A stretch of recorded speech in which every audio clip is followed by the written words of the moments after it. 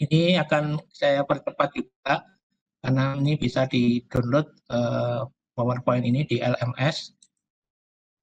Nah, jadi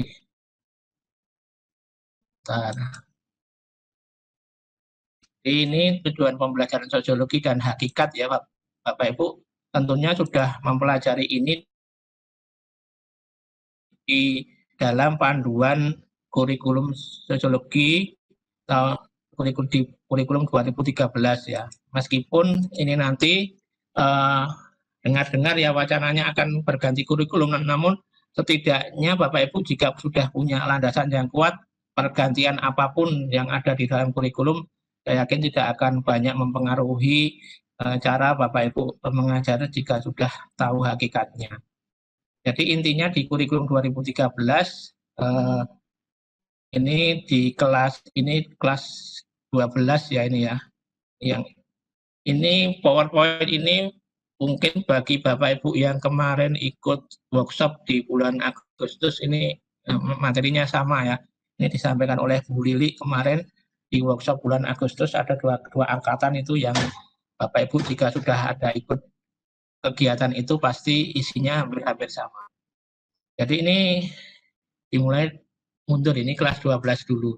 Jadi di kelas 12 ini sebenarnya sangat bagus menurut saya. Ini endingnya mempelajari sosiologi adalah berorientasi pada pemecahan masalah dan pemberdayaan sosial. Jadi masalah sosial yang disebabkan oleh perubahan sosial dan globalisasi itu coba untuk dianalisis dan kemudian ditindaklanjuti dengan agenda pemberdayaan ini.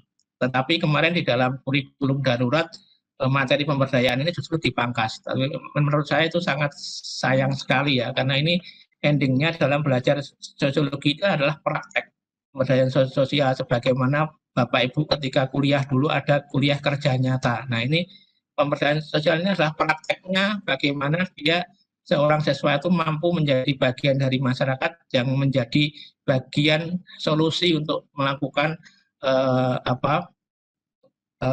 bukti nyata terhadap pemecahan masalah sosial. Jadi kalau nanti ada di praktek ini seorang siswa kita sudah aktif di dalam kegiatan di masyarakat dan sebagainya, itu pasti sudah sangat bagus ya kalau dinilai itu sudah dapat A dan sebagainya. Jadi di sini dilihat dulu permasalahan sosialnya apa, kemudian model pemberdayaan sosialnya seperti apa. Masing-masing berbeda-beda. Jadi ketika saya lihat dulu amati dalam pelajaran ini ya, banyak dari teman-teman guru kita itu tidak sampai kepada materi ini karena masih bingung.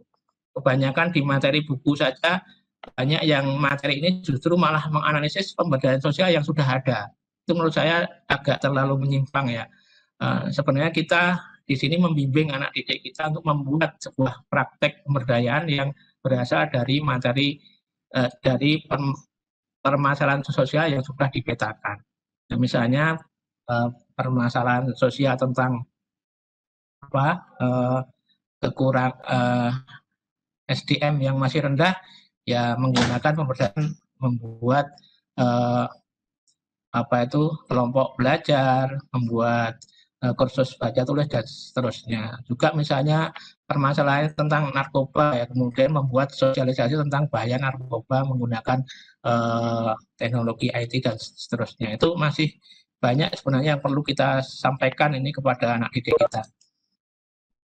Nah, kemudian yang di kelas 11 ini memang ya, hanya sampai pada memecahkan masalah sosial yang memang kaitannya dengan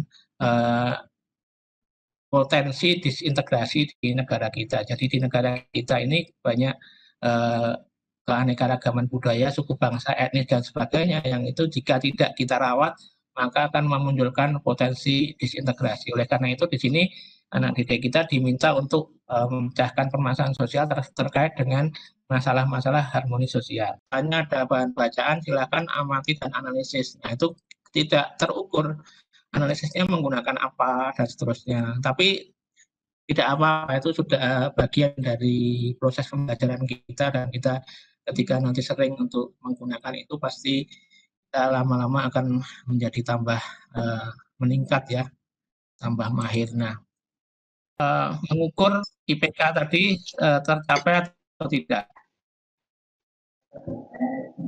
Kemudian mengembangkan sumber bahan ajar, LKS, dan seterusnya, yang tentunya Bapak Ibu tidak harus membuat sendiri. Bapak Ibu bisa mengambil dari berbagai macam sumber yang ada ya di internet banyak dan seterusnya, itu diambil saja. Itu kan banyak sekali, silakan diambil. Atau mungkin punya film-film bisa dipotong ya sesuai dengan materi yang ada, silakan saja. Tapi jangan lupa cantumkan sumber yang jelas ya. Jadi kita tidak perlu membuat dari awal. Kemudian mengembangkan instrumen penilaian. Nah, yang akan kita nilai itu apanya untuk agar tercapai sesuai dengan IPK. Nah, kita perlu membuat rubrik-rubriknya begitu. Atau kalau kita mau menilai kognitifnya juga kita membuat soal yang berbasis HOT dan seterusnya. Tentunya karena kita ini tidak dituntut untuk soal ujian nasional, maka soal HOT nanti sebisa mungkin yang isai saja menurut saya. Yang uraian ya, ditanyakan kemengapaannya, mengapa, bagaimana, dan prediksinya bagaimana. Kemudian mengembangkan RPP yang mengakomodasi tentang aktivitas belajar yang sesuai dengan IPK. Nah, jadi semua ini harus ada keselarasan ya.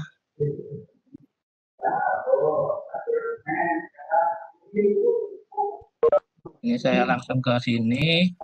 Ini contohnya, karena contohnya itu adalah pemberdayaan komunitas, saya skip saja. Nanti silakan dibaca. Nah, ini yang penting nanti mengembangkan IPK dan aktivitas.